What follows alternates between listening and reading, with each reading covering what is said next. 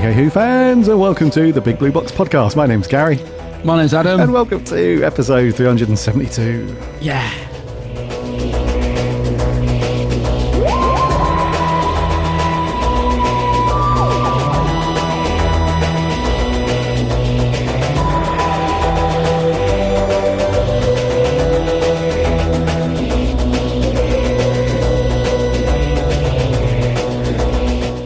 Hey, Who fans, and I hope you're keeping safe and well, and that we've managed to do something Doctor Who related. Welcome to 372. It's good to have you here. We have got no news to go through, really. One little thing that's been doing the rounds, which looks very cool, and then we're on to our review of the classic story, the Fourth Doctor story, the Tom Baker story, the Fourth Doctor and Sarah Jane story. It's the Seeds of Doom. Not the Seeds of Death. No. It is easy to mix them up. I never know which one's which. Yeah. When are you doing the Seeds of Death? Well, we've done that one. No, I mean Doom. We have done that. Yeah. We're doing it soon. Don't worry.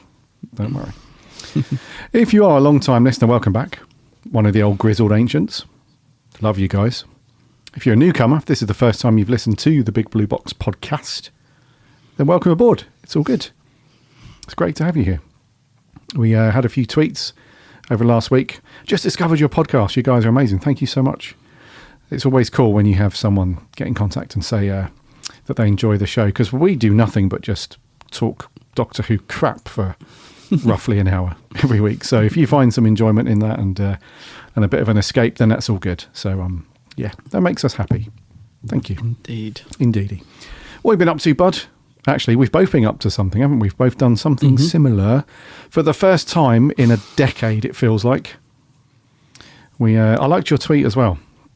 It was a very good way of describing it. You're like, every week we get together over the internet. But this week, we were together in person. We had a little meet-up, didn't we? It was cool. We did. We had a little London meet-up. Yes, it was. It was, it is good, because, I mean, when was the last time we saw each other? It was, we were trying to remember. I think it was the Wurzel Gummidge BFI event. Ah, yes, of course it was. Yeah. That was, 6-7 months ago, though, right? At least, yeah. In fact, no, it's probably more than that, actually, because the Blu-ray's taken forever to get out, so it must be even longer. But anyway, it's been a while.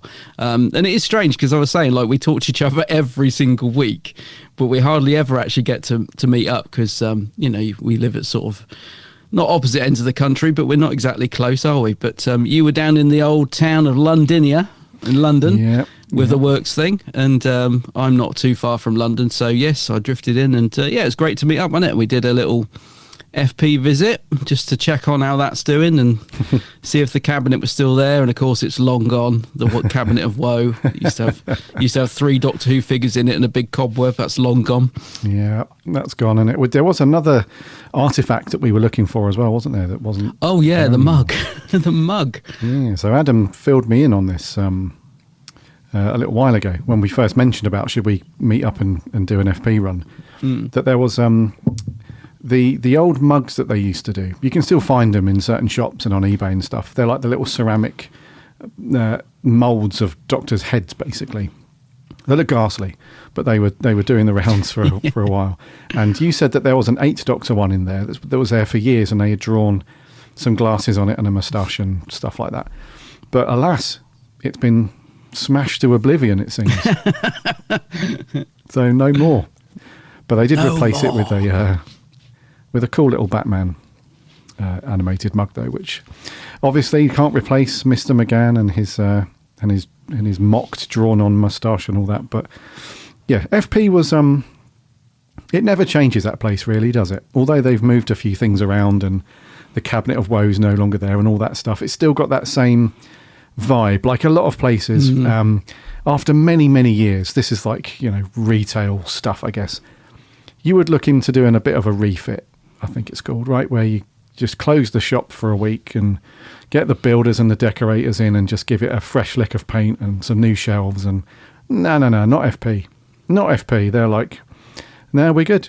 We're actually good. I mean, I think some of their stores have had it done. I think it's either the Newcastle store or the Liverpool store, one of the two. They did have a bit of a redo a couple of years back, which looks very good. But the London one, it's just got the same obviously the McGann mug's not there, but everything else has got the same, you know, I don't know, the vibe is the same, dude. It's pretty cool. It is actually, yeah. I've not really thought about it. It hasn't changed at all in years, is it? You just go in, it's just the white the white shelving and all that. Sad that the McGann mug's gone. It took me forever because I knew I'd got a picture from it back in years ago when I first noticed it. I had to go through all my photos to find that blimmin' picture. I was like, I will find it. I know I've still got a picture of it somewhere. So it's back in 2018 I took a picture of that mug. Just while I remember as well, because we did also meet up with our friends Adam and Morgan. While we were walking away from FP, you and Ad were walking in front of us. Morgan was telling me that you're not actually supposed to drink from those mugs.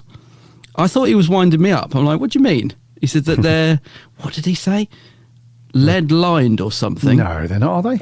Not lead lined. There's something lined, right. And he said there is a warning on the box. They're for decoration. I'm like, I was thinking, is he winding me up?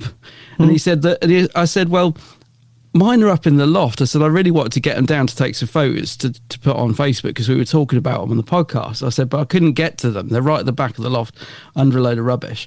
I said, but I have got two that are unboxed downstairs actually in my kitchen. And he said, well, the worst one, the one you definitely mustn't drink from, is the Fifth Doctor one. And I was like, well, that's the one I've got out that I actually drank from. I was like, so that explains a lot. I'm probably full of lead or whatever that is that's in them. So yeah, thanks for telling me, Morgan, because you've probably saved my life. Because I won't be drinking from it again. But yeah, Hold on a minute. Have you found it? Have you found Doctor Who ceramic head mug? Is he geeing me up? Safe to drink. Let's see if the Goog can clarify. Have a look on this. Goog. I will at some point dig them out because they're so bad that they're good, if you know what I mean. I kind of felt like they need some pictures taken of them, especially the Fourth Doctor one with its big ceramic hat. This is very strange. We're gonna have to hit Morgan up. I think he's. We will. He's geeing is you he on, geeing mate. me up? No, yeah. He was very serious about it, but yeah. Right. This is the official blurb where it concerns the Matt Smith mug, but obviously they're all the same, right? So you'd assume displaying the 11th Doctor from the shoulders up, with a large hole in the top of his head for drinking your morning coffee, and a handle to hold him by. This is a great item for any fan of the classic Doctor Who television show that wants to take their coffee straight out of the Doctor's noggin. Great blurb. So, nothing about no little asterisks underneath saying do not drink whatever you do, or do not use as a drinking vessel. No. Crazy. Well, we'll have to have a word with Morgan and see where he got that information from. Because I don't know. I've never heard that before. Strange. There'll be people out there that have got these bugs suddenly spitting out their tea. What? Don't drink from it. Well, that's the thing. The official blurb, I'm on another website now. The official blurb, a lot of them is take your coffee straight from the Doctor's noggin. Oh, there you go. So, Morgs, we're going to have to give you a few slaps, I think, mate. When we see you next. I think he's winding us up. He's winding us up. That little... toe rag. Just quickly, anyway, dude. Quickly. Yeah, go on. The Wurzel Gummidge event was on the 10th of April. That's when we last saw each other. April, there you go. So nearly a year, give or take a few months. Yeah, I guess it feels like forever ago, that. Yeah, your fault. But FB, anyway, mate, go on. What did you think of the... Because obviously we know that the Doctor Who section has shrunk. I mean, back in the glory days when it used to have a whole wall to itself, we know it's shrunk.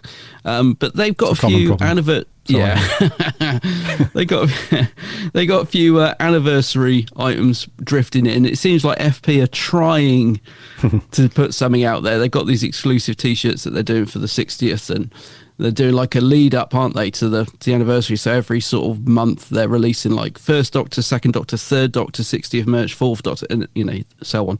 But yeah, what did you think? Still a little short on the ground, wasn't it? I mean, it was a couple of badges.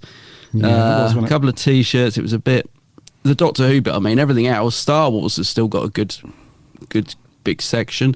Marvel's got half the side of the shop. Yeah, so but yeah, Doctor Who looking a bit thin on the ground. True. Yeah, I mean, it's in one way you have to say fair play to Forbidden Planet for at least trying to get some kind of Who merch out there, because they're clearly getting nothing in the way of anything from the BBC or from Bad Wolf or anything like that. So there's nothing official coming in for them to sell. So they're making their own stuff. So, so they're putting together their own custom T-shirts and sweatshirts and prints and badges and stuff like that. So yeah, it's cool, but it's just a little bit, you sort of blink and you miss it. Sort of there's no, as is the case, as we mentioned with that London store, unless it's Star Wars or something to do with Marvel, there's no big signage for Doctor Who or anything. I mean, I walked straight past the bit around the other side, and I saw had to drag you back, didn't I? I was like, hang on, there's a badge here that you haven't seen. Exactly, yeah. So fair play for actually producing some Who merch. That's all good. But you just need to let people know that it's there a little bit more clearly, because I walked past a bunch of it that you were looking at. So, but no, it's all cool. And they don't seem to have much in there as well. I think you look on the FP website, they've created loads of stuff, and I think it was in the last 2 or 3 days they've just launched a new Fourth Doctor range of. Yeah, it looks quite good actually. Yeah, loads of mugs, T-shirts, and all sorts. But and even some of the 60th merch that they've got on their website, only about a third of it is actually there on the rack in the shop. So yeah, it's cool. It just needs a little bit more. But my guess is, dude, that if this whole Whoniverse thing pans out like we're expecting it to, I reckon in the next 2 or 3 years there will be a big old chunk of merch hitting those kind of geek stores across the planet, which leads us on nicely to not a bit of news, but something that we've seen across the socials over the last day or two, which is this big art print, this big mural that's appeared on the wall inside Wolf Studios in Cardiff. So Shooty popped on his Instagram this wonderful looking mural. It's the who's the artist's name? It's Anthony Dry. Anthony Dry. You might recognise that name if you've bought any kind of recent Target book in the last couple of years. And he also did a lot of the full colour illustrations on the wall for the Doctor Who experience. So if you've been there or you've bought any Target books in the last couple of years, you'll recognise his art style. This is black and white. It's like a mono print, but it's basically Shooty as the Doctor, still in the old in Tennant's clothes, basically, leaning up against the door of the TARDIS. And then on to the right of that, it's got the words, the home of the Whoniverse. And the word Who is in the new style sort of lettering and logo, and then it says Whoniverse. So yeah, it's kind of a cool thing, because you can look at this in one of two ways, can't you? Is it a case of Wolf Studios are just welcoming visitors into the building, and it's just the bulk of their work is Doctor Who, and that's just the way that they've described it? Or do you read into it as in they are kind of got a bit of foresight and have had the okay to call it the Whoniverse, because we can expect all of the spin-offs that have been rumoured that Russell has been sort of kind of leaning towards in certain interviews around expanding the world of Doctor Who outside of just the main show. So this is very, very cool, dude. And I reckon that if this is the second route where the Whoniverse is going to become this big expanded universe of Doctor Who shows and media and stuff, then going back to FP, I think we will see a lot more Who merch in stores, especially now that Disney have got the rights to stream it and they're pumping a load of money into it as well. Yes. So what do you reckon to this, dude? It looks wonderful, right? Yeah, no, I loved the pictures, because it just seemed, you can just imagine Shooty walking into the studio and just seeing that for the first time and being like, oh wow, like this is real, this is great. I do think I do think there might be more to it. I think in terms of, I think Russell's got a lot of going on in that head. I think he's got a lot planned. And I think Whoniverse definitely fits into that with spin-offs. So it started as a tiny rumour, and it just seems to be snowballing, and I just can see it happening. And this kind of throws in another sort of hint that it could be true. And just quickly going back to the merchandise side of things, mate, I think that plays into it as well, because I think Russell gets the bigger picture. I think he really wants to put Doctor Who back in the mainstream and get it out there, and that includes merchandise. And I listened to a great podcast the other night. I couldn't switch it off, actually. I went to bed and I was going to listen to about 10 minutes of it. It's 12 o'clock at night, and I ended up listening to the whole thing. And it was, I think it's called Doctor Who Corner to Corner podcast, and they were talking to Al Dewar, who is involve a character options who produce the Doctor Who figures. They do all the B&M range and talking about why, you know, the figures have become very niche and hard to get these days and why the shops aren't full of them like they used to be. And basically, I mean, I've always assumed this, but never really heard it confirmed before. But he said when Chibnall took over, it was like the door shut. And that's exactly how he describes it. He said, we didn't get anything to use, you know, we were sort of didn't get any sort of tooling or promotions that we could use, so we kind of had to, everything was always after it was shown on screen. It was like, you know, it was just what Chibnall's way of doing it. He wanted to keep everything secret. And he said with Russell coming back, and I'm pretty sure this is almost exactly what he says on the podcast, he says it was like the door reopened immediately. He said we knew about the regeneration way before anyone else. We were given photos to work from to do the regeneration set. He said it was like the trust that was given back to us with Russell coming back to do with our merchandise. He said it's just amazing, and he said we've got big things to come. Mate, that is exactly what I wanted to hear. Yeah, you definitely. know, that Russell, it's like Russell has come back and just that what's the word? Not aneurysm. No, what's that thing? Just the thing of him saying about the door opening. What do you call that? The announcement. Analogy. Oh, sorry. Yeah. Yep. I know it begins with A. That. Of you can just see Russell opening that door again and saying, come on in, guys, here's some promo pictures, this is what's going to be happening, you know, get your figures ready. I just love it that he's back, just as I said, just seems to get the bigger picture. So I think we're going to see a lot more merch. I think we're going to see extended universe. I'm excited to see what.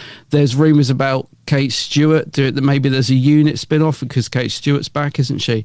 Hopefully that's not a spoiler for anyone. I think that's been announced by the BBC, isn't it? So it's not a spoiler. Stewart's back, yeah. Yep. Yeah, she's back, so that could play into a unit spin-off. There's lots of speculation, but all the speculation and rumour, mate, is sounding really positive and good, whether it be merchandise, spin-offs, whatever. But I loved that picture of Shooty going into the studio, and I love that picture on the wall. It just, it's just all looking good, and it's all sounding good as well.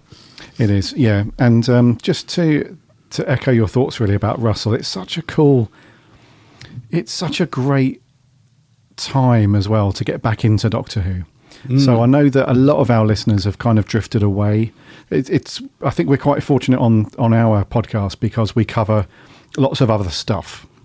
We weren't just we're going to review the most modern series and then we were done and that sort of thing. So we always cover, you know, all the classic Who that we're getting through and Torchwood and all the other stuff. So, but I know a lot of people have drifted away. So I think if now you're thinking, you know, should I get back into Doctor Who? Is the upcoming stuff coming this year with David Tennant and Shooty following that? It absolutely is. I think Russell's just got such a great handle on how to manage this stuff from a really high level. And some of the interviews that he's been doing recently, dude, are so reassuring. There was that one story where it was a false news. It was a fake news thing where somebody had started the rumour that because of the co-production with Disney, that Doctor Who had this upcoming stuff had a budget of $10 million. Yeah. Or £10 million. And obviously Russell was asked about that. And instead of doing a Chibbers and just keeping silent about everything, he just jumped on and said, no, that's completely false. He said, if that was the budget, I'd be speaking to you from my base on the moon. That's what he said. It was so cool. So he went on to say, that's absolutely not the budget. And I worry that misinformation like that creates false expectation. He says, nonetheless, we have a lovely, handsome budget, and we are very happy with how we are proceeding with it. So that sounds good. So we're not talking like Lord of the Rings, Game of Thrones type of budgets here, but we are talking like, you know, a decent chunk. And then he also went on to talk about fans that were concerned that there was too much involvement from Disney and the American side of things. And again, he went on to say, absolutely not. This is absolutely the same British show for the most part that you've enjoyed.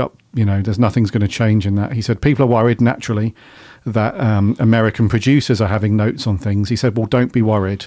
He says, Disney are giving excellent notes. And I'm also here to say that you haven't watched a drama on British television in 20 years that hasn't had American notes. He said, everything is pretty much a co-production between the British studios and some kind of American backer or producer or whatever it might be. He said, so this is all completely normal. He said, so don't worry. And he said, I'm also want to give more reassurance and let you know that we're about to transmit the words Mavic Chen on television for the first time since 1966. So it is absolutely the same show. So, that's amazing. Yeah, it's great to hear. It's the right words, isn't it? It's what you want to hear. Yeah, you know? Mavic Chen obviously being the guardian of the solar system from the story The Daleks' Master Plan back in the 60s. So he knows his onions. He knows what to do. He does, mate. And I just love the fact that Russell just seems to be pulling all these threads that have just dwindled, like Doctor Who magazine and merchandise and spin-offs and all those things. He just somehow has like grabbed them and pulled them back in and dusted them off and made them exciting again. I mean, Doctor Who magazine's selling well again for the first time in like ages. People are really invested in it because he's giving it content and exclusives and giving us little sort of bites of information to get our teeth in, you know. So it's just, I just love how he's just come back and taken such good control of it. You know, it feels so well managed already at this point. Yeah, it's exciting times. It's a good time. Like you said, I think a lot of people are jumping back on board. There is definitely a buzz about Doctor Who again, which is great to feel.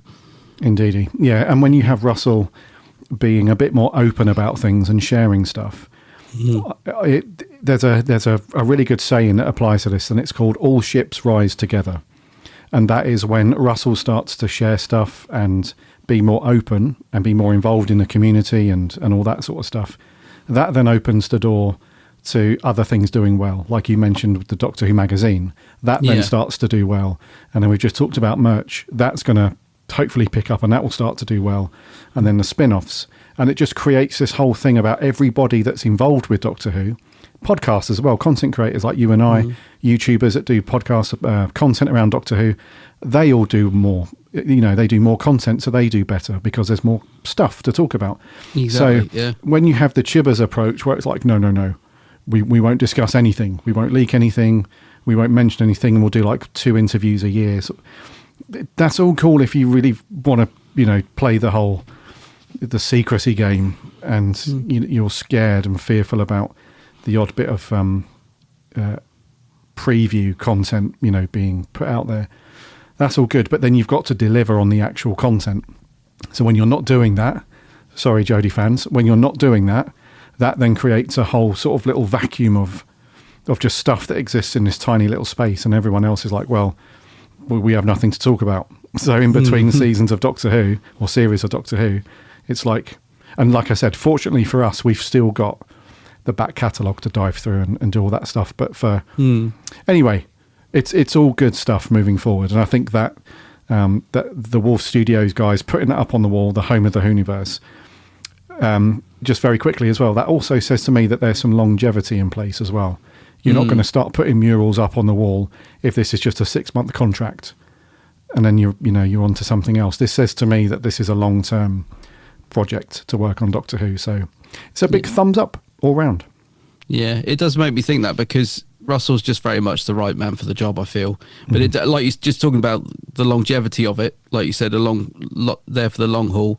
That does always make me worry, like when Russell decides to go, because let's face it, right? I mean, we give Chibbers a lot of stick and that, but for us, he wasn't the right man for the job. I think it's fair to say. But you know, he did his best and he stepped in when probably no one else would. But that makes you think what happens when Russell leaves, because it is such a hard job, isn't it? Russell just gets it, and he seems to get the job that in hand from a lot of perspectives in terms of the fact he is a fan himself, so he understands it, he understands the show, he understands the marketing, the merchandise. He just is the right man for the job. But we can't take him for granted because he ain't going to want to stick around forever. But who takes over? That's what there isn't anyone springs to mind. You know, I keep thinking like we just want him to stay for as long as possible, really. But not. Yeah, I mean, I'm sure there will come a time when we'll be a bit like with Moffat, where we're like, we love you, Moffat, but it's time for you to hang up your cap because you know it's going to happen. We know it's going to happen. You know, but for now, yes. It's great he's back. Let's hope he doesn't go anywhere too soon. And let's enjoy what we've got to come. Yeah. Yeah. And you wonder if some of this stuff that we're talking about was in the conversations and stuff when we assume, rightly or wrongly, that he was approached to come back to Doctor Who rather than him knocking on the door. Because let's face it, he's not looking for a job. Let's face it. So we assume that it was the Beeb that approached him, or Disney, or combination of two, whatever. So I imagine that maybe this was part of his stipulation. Is like, yeah, I'll happily come back and manage Doctor Who, but we're not just going to do the same old new showrunner, new Doctor, few series, I'm out the door. Let's make Doctor Who like this massive global, competitor with the big boys like Star Wars and Stranger Things and all that stuff. So I imagine that was probably in his initial game plan. I hope it was, because you'd hate to think that he just said yes because he was bored. And someone said, "Oh, we should do spin-offs." He's like, "Yeah, whatever, we'll do that." So you're right. He's definitely the dude for the job, and maybe it should be down to him to have some say in whoever takes over, as well as just some executive somewhere at the Beeb or whatever. So he's the man, isn't he? Definitely. He's the man. He's the man. We've got trust in. We said this from the beginning. We have trust in RTD. Definitely. Yeah, definitely. Anyway, enough gushing and love letters for RTD. We need to get on to review, don't we? We do. So we're travelling back through time to the classic years, to the approximately the 1970s. So what we got this week, dude? Yes, I think 1975, wasn't it? It's the Tom Baker. I know that because it's a great year. Tom Baker classic, The Seeds of Doom.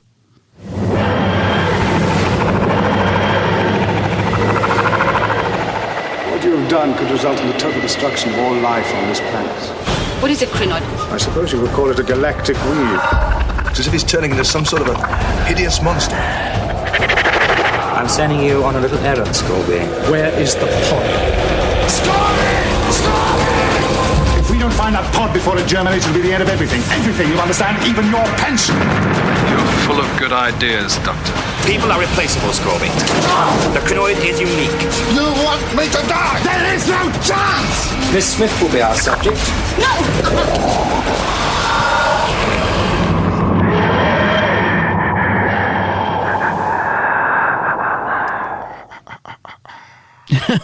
Don't touch pod. Don't touch the pod. Okay, The Seeds of Doom was first broadcast. It's a six-parter. It first went out on the 31st of January, 1976. 76? Yes. There you go. And it finished up on the 6th of March. And it was directed by Douglas Camfield. It was written by Robert Banks Stewart, overseen and produced by Robert Holmes and Philip Hinchcliffe. We're in the midst of that era. And it stars Tom Baker, Liz Sladen, and then a fairly reasonable sized supporting cast. And the synopsis is: when scientists in the Antarctic uncover a mysterious seed pod, the Doctor is called in to investigate. He soon realises it is extraterrestrial and extremely dangerous. At the same time, however, ruthless millionaire plant lover I love that description. Ruthless millionaire plant lover Harrison Chase has learned of the find and decides he must have the pod for his collection of rare and beautiful flora. Meanwhile, the pod itself harbours intelligent life with sinister plans of its own. Ooh. Okay, Bud, The Seeds of Doom. Now, I'm pretty sure that you've said on many occasions that this is one of your least favourite stories. So has it improved? Whatever. Do you like this one? What are your thoughts? This is I love this story straight off the bat. I think this is one of my favourites. I think it's what I would classify as an absolute classic in terms of the classic series of Doctor Who, if you like. It's one that I regard very highly. I think it's a great story. Even being 6 parts, I think it's very nicely sort of split into almost like a 2-parter at the beginning in the Antarctic, and then, you know, a nice 4-parter at Chase's stately manor. So yeah, I think it's a good one. I mean, watching it again last night, was it as good as I remember? I think yes, it was. There's a bit more running around and being captured than I remembered from when I last watched it. So I will admit there is a bit more padding in it than I'd given it credit for, but it didn't bother me. I wasn't bored at any point. I thought the performances were strong from the cast. I feel like everybody's into it. And season 13, mate, is just it's the season I want most on Blu-ray. When we speculate about Blu-ray sets coming out, this is the season I want probably the most. I love this era under Philip Hinchcliffe because it's got a great sort of almost Hammer horror vibe to it, especially this story. I mean, it's got some proper horror moments, which I love, and I think they get the line just right without going too far. I think even though Mary Whitehouse probably was going crazy over some of the things in this story, I think they get it just right. But this season, mate, Terror of the Zygons, Pyramids of Mars, Brain of Morbius, Android Invasion, I love these stories, and Seeds of Doom finishes off this season really nicely. I think it's a great 6-parter. So apart from it, maybe a little bit of padding, there's a little bit of running around, in the story. Once we get into probably the 4th and 5th episode, there might be a little bit of padding going on there, but I love it. I think it's a great story. So yeah, what do you think? Over to you. I'm intrigued because I don't know what you think of this story, and I wonder if you'll rate it as highly as me. What do you think? I think it's a belter. Who knows? Come on. But I will tell you, I will say that I love this story, bud. You do? I love it, yeah. Oh, wow. Okay. Yeah. It's one of the few, it's one of the few 6-part classic Who stories where I get swept up in the story quite a lot. And that's cool. Some of the padding bits don't really bother me as much as other stories. I just think it has a wonderful cast. Really, really good cast. The two standouts for me are obviously Tony Beckley as Chase and John Challis as Scorby. Now, a lot of people scoff at John Challis in this one. A lot of people find his character a little bit OTT and a little bit. Where were we? We were somewhere, weren't we? And we were talking about this story. It was probably a BFI thing, and somebody said that John Challis was absolutely awful in it. Not at all. No. Because his acting was just not. You can tell that people like John Beckley. I mean, Tony Beckley, or Derek Anthony Beckley, if you want to use his full name. You can tell that he's a classically trained actor. Went to the Royal Academy of Arts. He's got that vibe, hasn't he? Yeah. Yeah, and some of the other people as well, like Michael Barrington, who played Thackeray, and good old, bless her heart, Sylvia Coleridge. Some of these people that went, who were very classically trained, and then you throw John Challis in there, who's a bit of a bit at the time, a bit of a lad, and a bit of a or whatever. Not to say that he didn't have any, acting training anywhere like that, but a lot of people compare the two. Like, those guys are very sort of old English, classically trained, and then you've got Scorby, who's just a bit OTT and chewing the wood a lot. However, I really like his performance in this. We'll come on to him obviously in a bit more detail in a minute, but yeah, I just thought he was a very, very cool character, and not one of the usual kind of one of the henchmen to the main baddie that just gets dispatched quite early on in the story. He actually lasts quite a long time, and he has some great scenes with the Doctor. So so a great cast for me, a really good story, and not really, what's the word?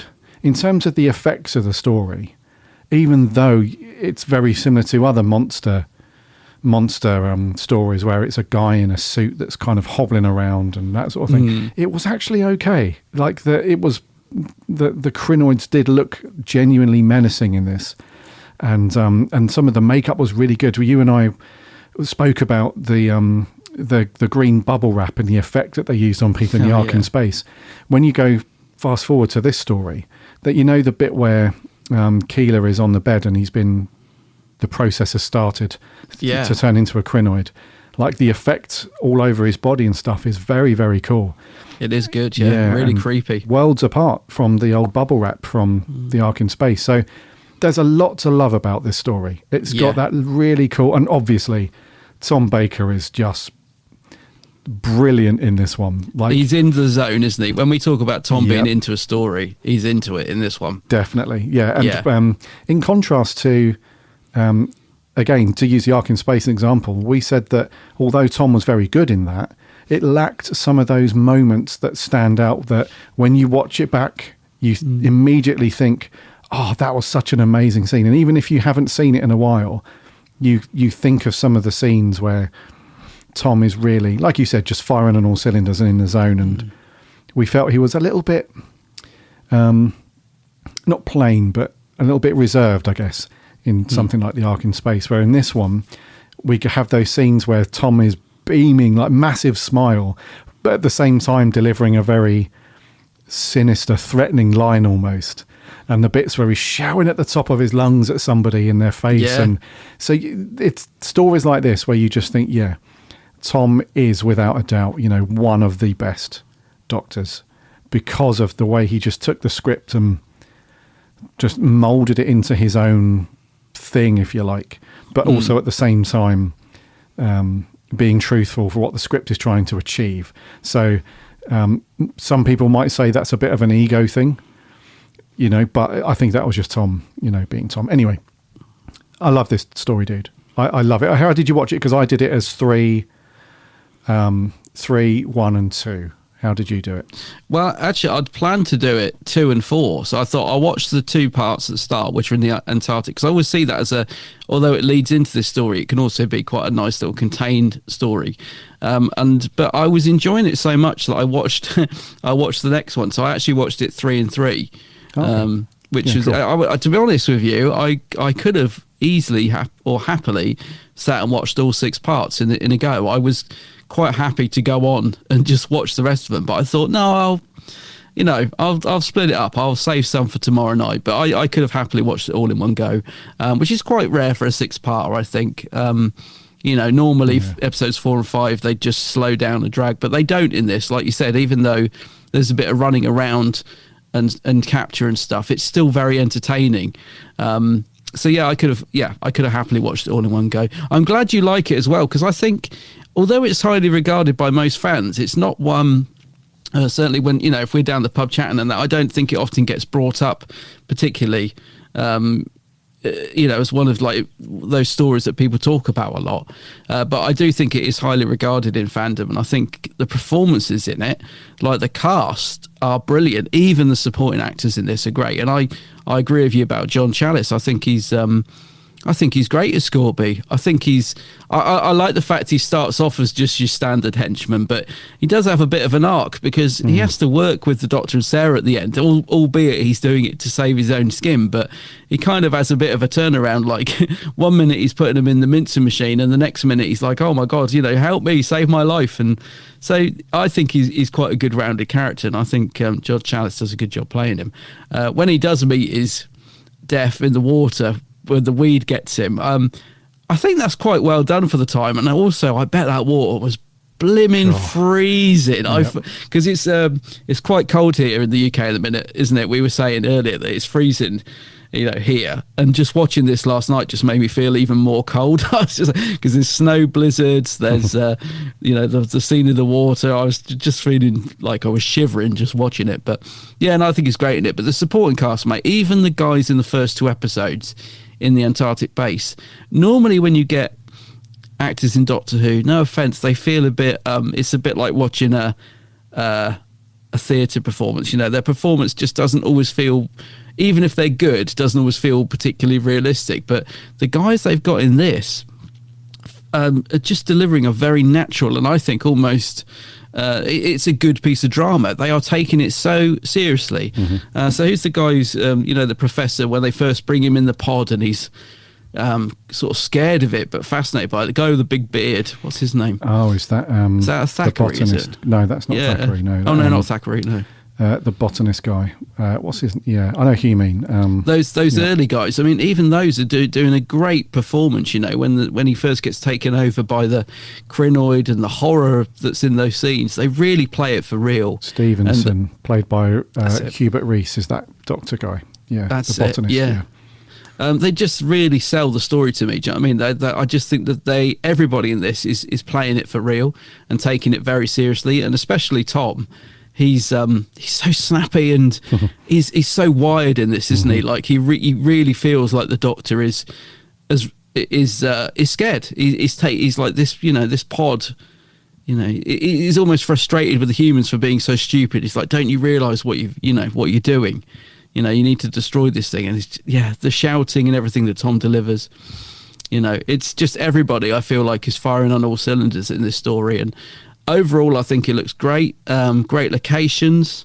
The model works good. I mean, the early stuff on the Antarctic with the helicopter and all that looks great for the time it was made. I mean, Doctor Who doesn't always look that good when you get scenes like that. When the base blows up, I mean, it's a pretty good model. The model of the house at the end being taken over by the Krynoid is a decent model for the time. It looks great. I think if I had to be really nitpicky, the only bit that lets it down is when the Krynoid becomes a bit blobby and he runs towards the camera and it's so rubbery, and that's the only shot I think that lets this down in terms of, but that would fit into any other Doctor Who story. It's only the fact that the rest of this story is so well produced that one shot stands out to me as being, oh dear, that didn't look very good, because it's kind of like running towards the camera, isn't it? Like blah blah blah blah blah, and it doesn't look very good. But if that's the worst that this has to offer in this story, then I think it's pretty good. No, agreed on that, dude. It's an interesting one as well, because at this point in Doctor Who's classic run, what we're up to, series 12, 13, isn't it? 13, At this point, for a good few years now, any time that they went on location, it was 16mm colour film. Yeah. Whereas this one was just used standard videotape that they'd use for any sort of outside broadcast, like if you had a news reporter out doing something. However, it still looks very good. You would think that because it wasn't on 16mm that they would struggle, but it's actually okay. The only one thing that they struggle with on some of the outside bits is because it's on videotape, on broadcast tape, it does suffer with that. What's the word? Well, there's two kind of effects really that you suffer with broadcast videotape, and the first one is when it always happens when someone's got a machine gun or a pistol. The lines. You get those sort of scan lines that go up and down the screen. I think the vibration or something to do with the sonic resonance is like interfering with the tape itself. And then the other thing is you always have it on interior set stuff where you have a bright light and the phosphor trail follows. Oh, I know what you mean.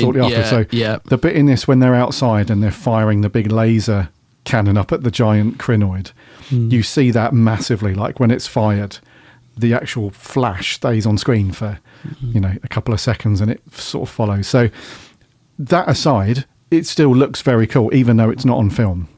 I almost wish it was on film, actually, to be honest, mate, because I think they used to think that some people finds it jarring, because that is the thing of like television back in this time, that they used to film all outside stuff on film, so that there would be a difference in the picture quality, which was quite noticeable. And they say that some people find that jarring. I don't. I just see it as a thing of the time. I think that's just how it was.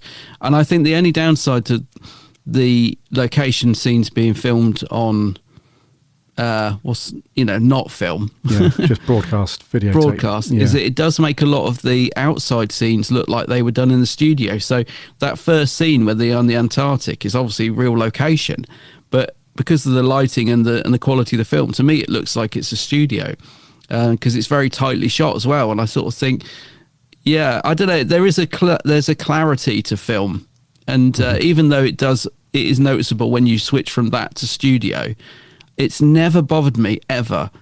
So I kind of wish the location scenes in this were done on film, especially as it's such a great location. When they issued the Day of the Triffids on Blu-ray, they filmised the whole thing because they thought that modern audiences wouldn't be able to tolerate the difference between the studio and the location footage looking different, which was totally the wrong decision. It's how television was made. It's part of television back then. It's not something that bugs people, I don't think. If anything, it bugs me more that they did it, and so I think and there is a bit of a relevance, I think, to Day of the Triffids with this. It does have that Day of the Triffids vibe, doesn't it, when the thing's breaking through the windows and stuff. But I kind of wish that it was on film, if I'm honest, the location footage. But it kind of flows. I mean, at least there's no difference in picture quality, I suppose. Yeah, true. You do get that consistency between nipping outside and then back to a set and so on, because you do have a lot of that in this episode where not the first couple of episodes when they're in the Antarctic, where it's it's clearly fake snow, although they did do a decent job of that until you see the Doctor digging in the snow to get the other pod out. That just looks like balled up, bits of tissue paper or something. Mush, yeah. And they've also done this thing where they put this effect over the top of the picture, where the snow effect, where there isn't a snow machine blowing it around on the set. It's just like this, this visual effect that they put over the blizzard front. Effect, isn't it? Yeah, which is kind of cool. It's just it's just that the film looks grainy, doesn't it? I think that's the thing. When you're on film or videotape, rather than film, like the location scenes always look much sharper if they're on film. I think that's why I wish it was on film. It just looks a bit grainy, but that's fine. As I said, it's of its time, isn't it? 1976, for goodness sake. So of course, yeah. It's just interesting that a lot of location stuff up to this point was on film, but they made the decision to use videotape. So whatever that decision was, we're not sure. Maybe a budget thing, maybe a logistic thing. It's very difficult to try and get all of your, I hate using this saying, but sometimes it's very difficult to get all your ducks in a row with producing a television show. Sometimes you don't always go to plan. So maybe if there just wasn't any particular 60mm cameras available, maybe they couldn't afford the film, whatever it might be. So they defaulted back to that. Regardless, it still looks cool to me.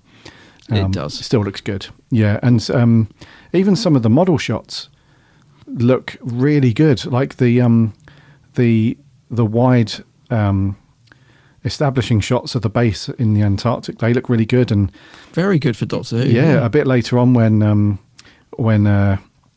Scorby sets the charge, and then you see the explosion and that the model blows up, and then fast forward to, was it episode 5 and 6, where the giant Krynoid is on top of the house, and it's kind of trying to crush the house, and all the tentacles are coming through the window.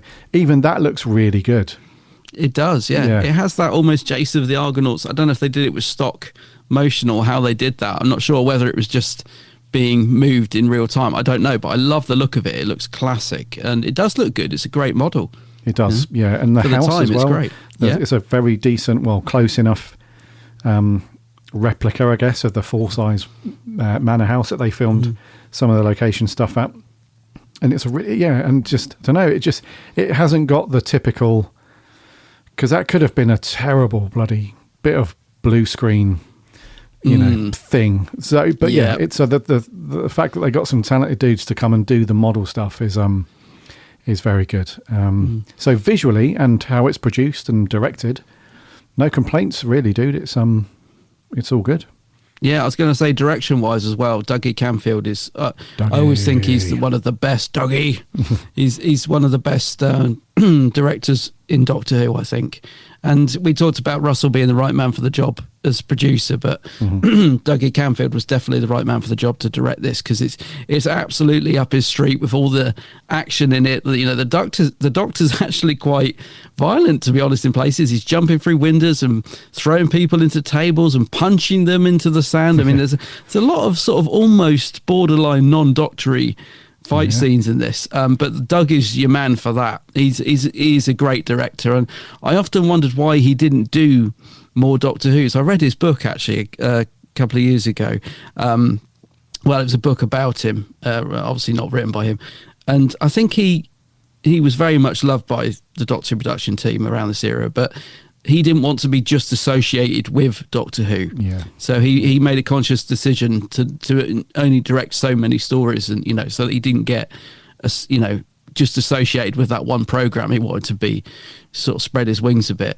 But he was the great director. Whenever you see his name on any Doctor Who episode, you know it's going to be beautifully directed, and this is a good example. But the other last one, wasn't it? This was his last Doctor Who story. I think it was. Yeah.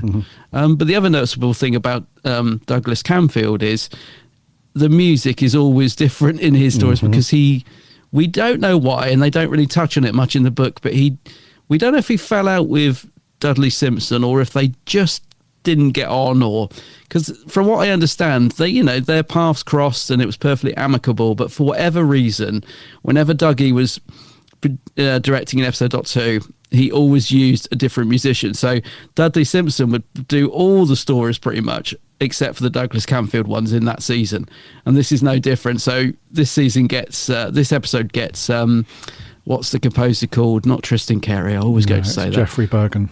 Jeffrey Bergen, that's it, who does a lovely score. I mean, it's great.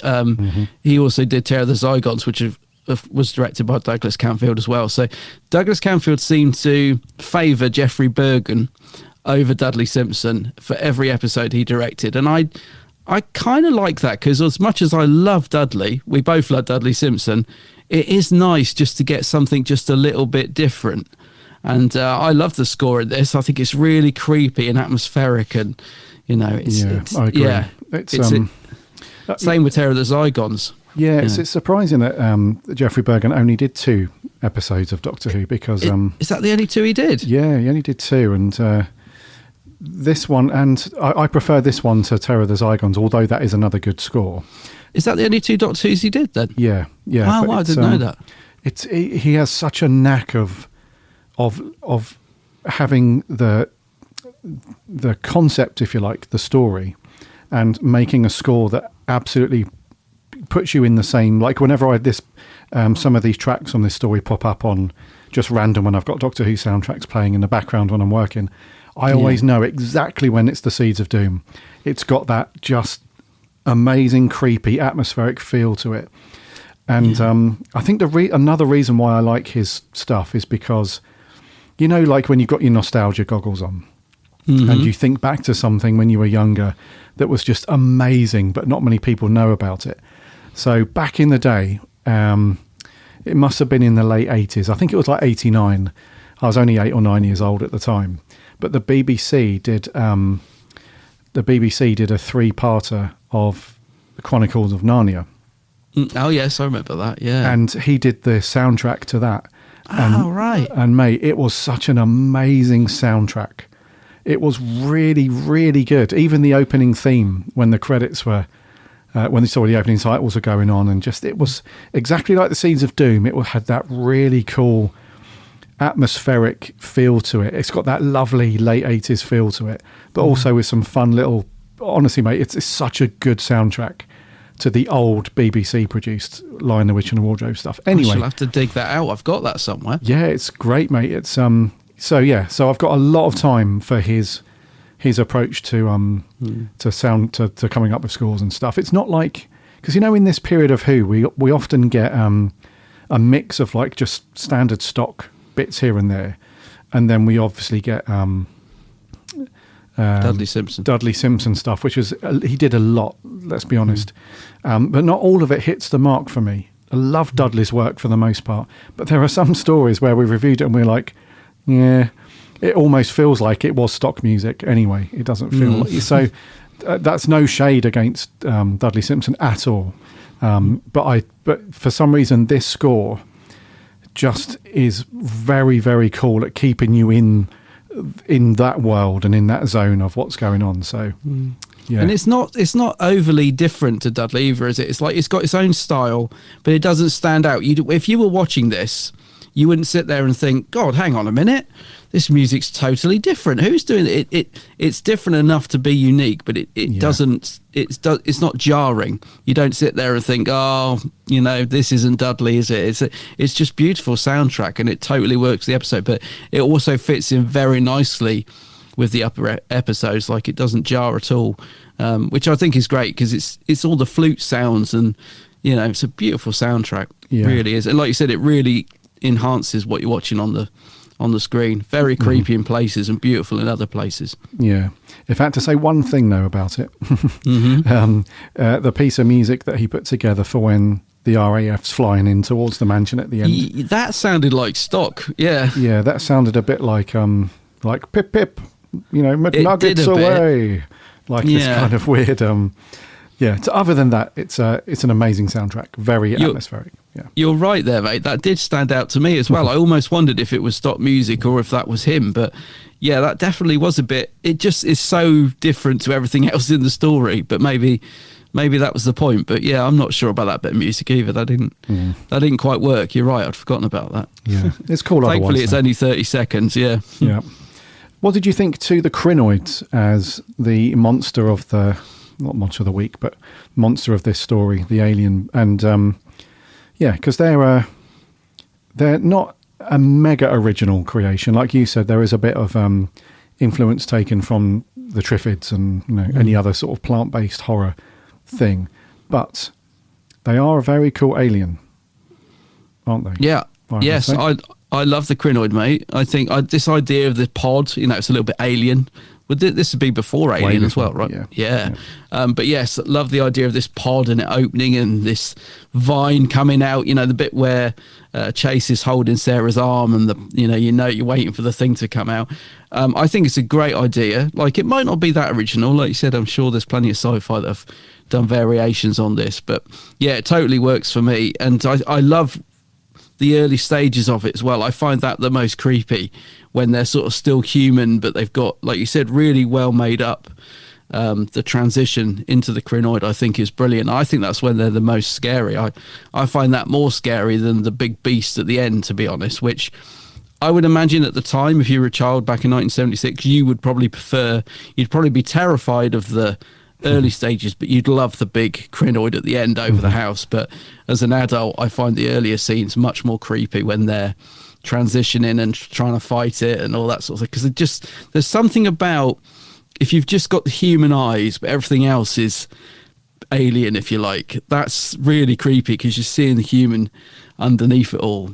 So I think they're a really creepy monster, and I think thankfully the production values are pretty high in Doctor Who terms for this, because the scenes when the tentacles are smashing through the glass and stuff at the end, I think if this had been during the Pertwee era, no offence, sometimes the production values weren't always as good, and it becomes a bit laughable. Like, it's those sort of scenes that could easily have been let the story down. That they'd be the scenes that any casual viewer that was to walk in on you watching this now would laugh at and point at and say, "Oh my God, Doctor Who, wasn't it awful back in the day?"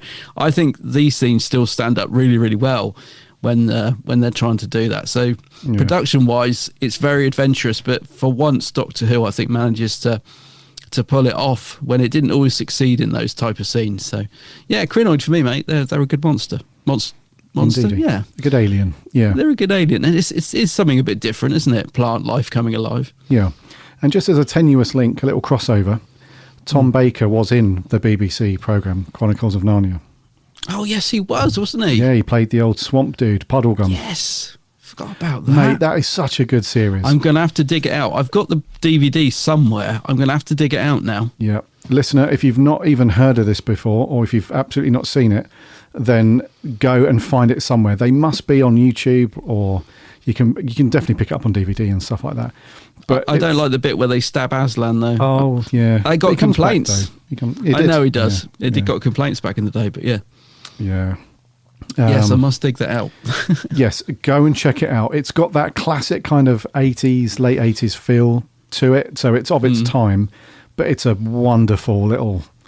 Oh, nostalgia's just taken over. Anyway, the Krynoids. They were, and I'm the same as you. I prefer them when they're more in human form, but they've been taken over before Keeler's Krynoid starts to expand and grow, which is down to Chase, isn't it? Because the Doctor finds out that Chase has been feeding him like extra plant food or something, and the Doctor's like losing his rag and is unimpressed. So nice one, Chase. I think Chase is great though, isn't he? Because I think that's the thing. The Krynoids are sort of the monster of the week, if you want to call it that. But it's really Chase who's sort of like the bad guy, really, because the monsters are just trying to survive. Chase is the one that's just helping them and doing all the bad stuff and throwing humans into the mix. And he's a great character, isn't he? I love this idea of someone that, you can just imagine he's a bit of an introvert, and he prefers plant life over humans. He's got no time for human beings. He adores plants and he wants to do everything he can to. They're like his friends, aren't they? He just wants to shut himself away, playing his bizarre mad music, which is really weird, and I love that idea. But he just wants to shut himself away and immerse himself in a different world with these plants and stuff. And I love that because it's something totally different. And I just think the character's really interesting with his little gloves on. And very nicely played by, what was the actor called? Very Tony nicely. Beckley. Very nicely played. Yeah. It gets a very nasty comeuppance. Again, that's very borderline for Doctor Who, even back in 1976 when he gets put in the crusher. Philip Hinchcliffe stepped in and said that was going to be more nasty than what we see on screen. There was going to be blood on the wheels and bone crunching sound effects, and Philip Hinchcliffe was like, no.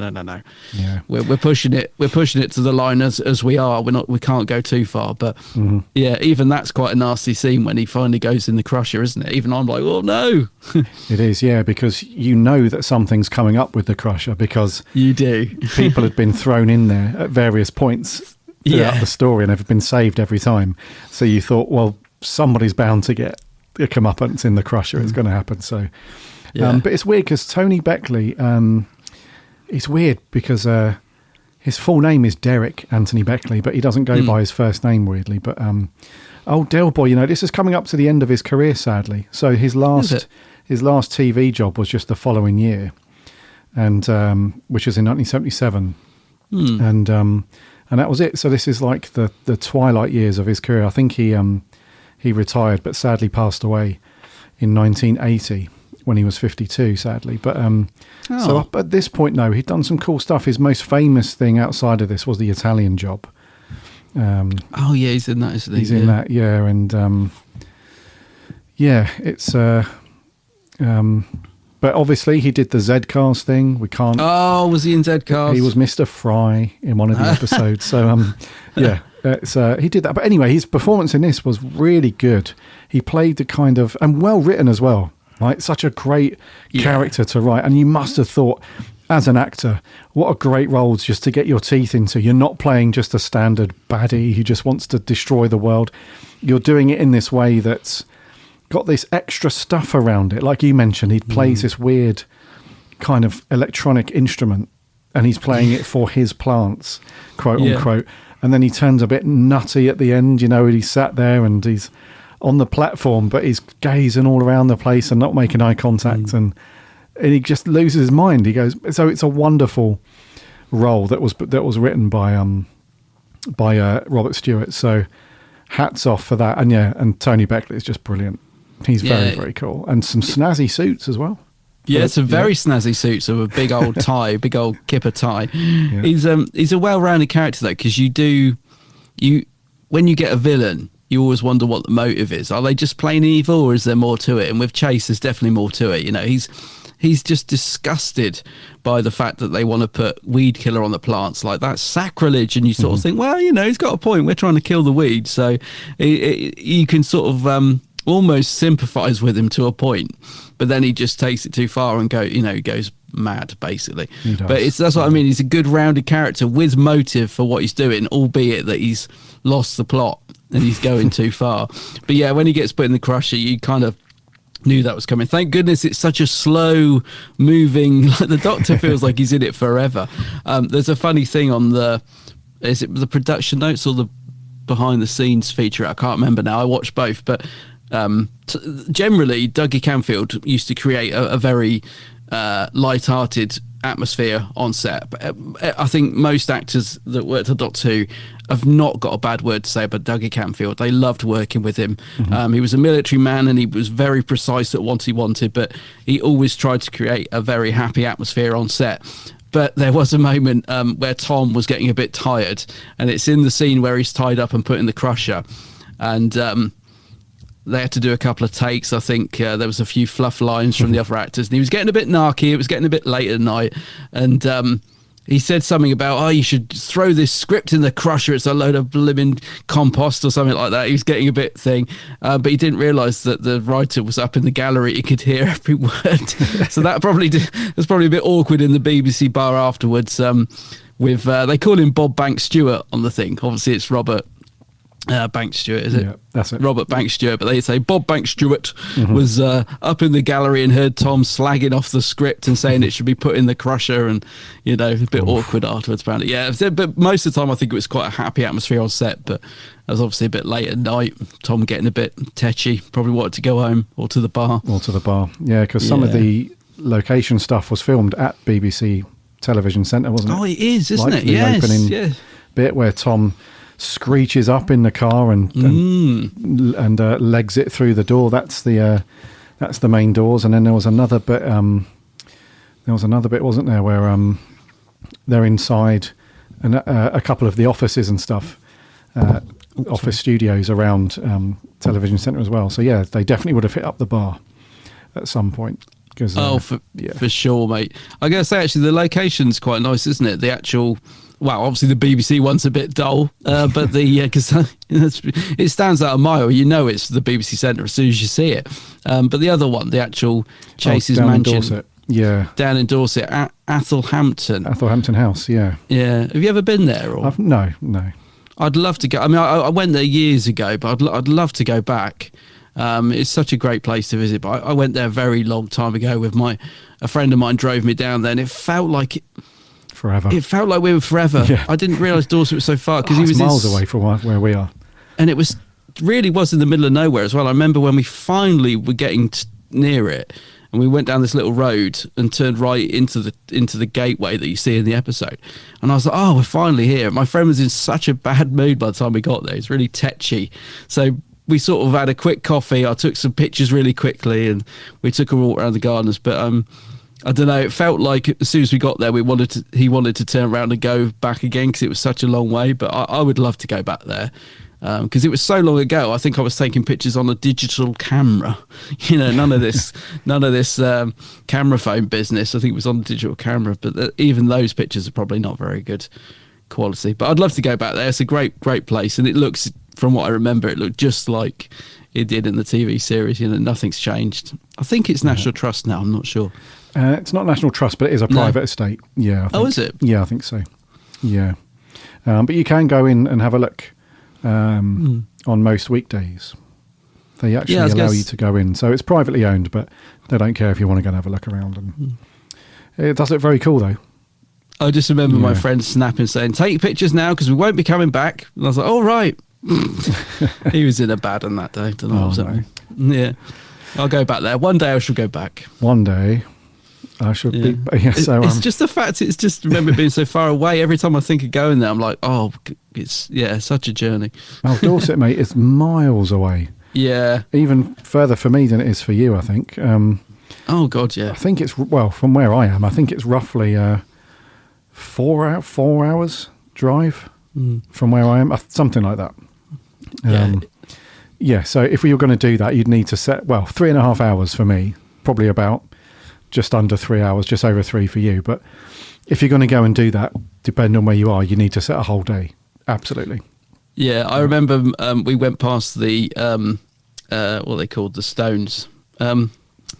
Stones. No, God, my mind's gone to bits. What are they called?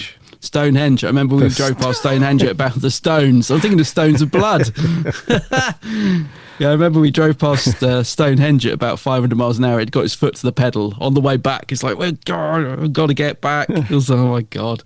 Yeah. But yeah, it's a great location and well used in the story as well, isn't it? It's, yes. They utilise it really, really well. And the studio scenes match up pretty good with it, I think. Yeah, I'd say so. They don't sort of stand out as, okay, we're definitely in the studio now. It still looks pretty good. It's got a similar vibe to me that they used in Pyramids of Mars, where that's whatever private estate house that they used for that. I can't remember where it was, what location that's in. No, I can't. Star Manor or something it was called. Yeah, they used. It's the same approach where if you're going to go there to film, then you make the most of it. So you use all the exterior, all the doors. You use the grounds, the gardens, all that stuff. It's got a very similar approach. Yeah, definitely. To that, yeah. Let's rattle through some other characters then that were quite cool. Okay. Nothing really stand out in the way of unit. I think this is often classed as the last official unit story until whenever it was in the 80s when they came back, whenever it was. Although we had a couple of characters pop up in was it the 5 Doctors? We had... Oh, yeah. Well, the Brig's in it, obviously. The Brig's in it, obviously. So technically, Unit does appear again, but I think as it's officially classed as a Unit story overall, I think this is the last one for ages, I think. Battlefield, when they come back, that's it, in 89. Of course. Yeah. So not much going away because the Brig's not in it and some other people. It's got a fairly mediocre kind of run-of-the-mill Unit cast. There's one dude, isn't there? The Colonel. What's his name? You know who I mean. The Colonel. Yeah, I mean, it's strange, isn't it? Because Unit, to me, don't feel like Unit in it, but it's solely because, the Unit to me is the Brig, Benton and Yates, really. Exactly. So it's odd to see Unit in the story, but not have them there. So although it is Unit, it doesn't feel like a Unit story at all to me. And the Brig's in blimmin' Geneva again. He's always in Geneva. What's going on over there? Has he got a lady over there, do you reckon, the Brig? He's always over in Geneva. But yeah, it's good to see Unit in it, but to me they don't feel like Unit just because you need the Brig there, really. That's what I was thinking. Yeah, it doesn't really feel like a full-on Unit thing. I mean, Sergeant Henderson is the guy that helps the Doctor quite a lot, with the weed killer and all that stuff. Who was Henderson played by? Ray Barron. He was pretty good. And then we have obviously the Colonel dude that turns up with the laser and that kind of thing. So the only other coolish kind of Unit thing, I think, is when the Doctor goes to see Colin Thackeray to let him know that like a bunch of other people involved with agriculture around the area of the house has been killed. Because they're like, well, Doctor, this is ridiculous. We can't invade without proper evidence. So the Doctor hands them like the report and stuff. And, the Doctor yells in this guy's face again. He's like, waffle. Like in his face. So there was that guy as well. I can't remember the Colonel's, his name in it. But, yeah. Very old school British. He reminds me of someone out of a Pertwee episode. I was thinking he's like one of the old school, You could possibly imagine going in there, Doctor. He's got that very pompous British thing going on. Yeah. So Unit were, you're never going to pick, put this in a top 5 Unit story. I forgot they were in it, to be honest. I've watched this quite a few times. Yeah. Exactly. Yeah. But they, Unit's Unit in some places. What did you think too? We mentioned him very early on, but John Challis as Scorby, brilliant, I think. Honestly, one of the best characters in the story for me, because like you said, he has a bit of an arc, right? He has a bit of a, and he gets stuck in, and he's like, you can tell he's going for it, and I really like him in it as well. Yeah, he's got a bit of an arc. He sort of is the bad guy, but he has to rally with the good guys to survive, and although he doesn't survive. But yeah, no, he's great. I think the thing is, people just automatically think of Boise because that's what he's so well known for, isn't it? As Boise from Only Fools and Horses, but. It's good to see him playing something completely different, and I like him in it. I think there are scenes when you can tell that Tom Baker's trying to make him laugh a lot of the time. You can see that they can't look at each other because so there's one or two scenes where I can see that John Challis is really desperately trying not to laugh. That might just be because it tells me in the production notes that there was, they had to keep cutting because they were laughing and they got told off. So, but you can see in his face, I think, in a couple of scenes that he's like not looking at Tom. So I think they were having good fun on set, and I think he's a good character, mate. I think he stands out as a fun character as well as a quite menacing at times. Like early on, he's pretty. He's not taking any nonsense, is he? That bit where he throws Tom in the bins. Oh, yeah. I was like, wow, flipping heck. Oh, there's also a bit where Tom shoves someone out of a door. When Tom goes to see the pompous guy, and he goes, thank you, and he kind of shoves this bloke. Oh, yeah. And I thought, blimmin' heck, Tom. Yeah. He properly shoves him out the office. They're not messing around in this episode. They're really going for it. But yeah, John Challis going for it just as much as everyone else. I think he's good in it. Yeah, Dougie Camfield's not messing about. He's like, look, when you shove him in those bins, you need to shove him. He really does, doesn't he? Thumbs up, because he's not just once. He's like, 2 or 3 times he gets properly... And they're metal bins as well. They're not like... Yeah. This is not rubber props or anything. He's throwing them around like... Yeah, it's great. There was a scene, actually, that always gets taken out of context, isn't there? When people talk about how the Doctor kind of portrays this image of he hates guns and hates killing people, and then they use this clip. They always use the one with Colin Baker, obviously, when he's strangling Perry and all that. But there's a scene that they always use in here where the Doctor's having a bit of a scuffle with Scorby out in the garden, and it looks like the Doctor breaks his neck. Oh, yeah. He twists his head around quite forcefully. That's right. Which kind of links into this stuff, because you can tell that Dougie's been like, look, we need to obviously make this look believable. So if you guys are right with it, don't hold back, properly throw yourselves into it. So there's a bit where he looks like he breaks his neck because Scorby falls to the ground motionless, it looks like. And the first time I watched this years ago, I was like, oh my God, the Doctor's just literally snapped someone's neck and killed him. Surely not. And then, a couple of minutes later, you see Scorby sort of holding his neck like, oh, that bloody Doctor. But yes, that he's a great character. And the reason why I like John Challis's performance specifically is because he does show some range in this. And what I mean by that is, like you said, a lot of people know him as Boise, where there is no range really. Because it's a comedy thing. But in this, there's a couple of scenes where he's questioning what's going on, and the look on his face, the way he acts, that is perfect, because he's obviously very loyal to Chase because he's being paid well. But then there's a bit where the Doctor kind of says to him, oh, come on, wake up. You can tell that he's, and he, at first he's like, no, Doctor, I'm very loyal because of the pay. But then there's some scenes where he's like, he doesn't launch into a sort of verbal tirade. He holds back. He's like, is this correct? Has he lost his mind? And then when they go back and he sees Chase, he's out of it. He's like, he's off his head. He's lost it. And then later on, when the house is under siege from the giant Krynoid, he's starting to lose his mind.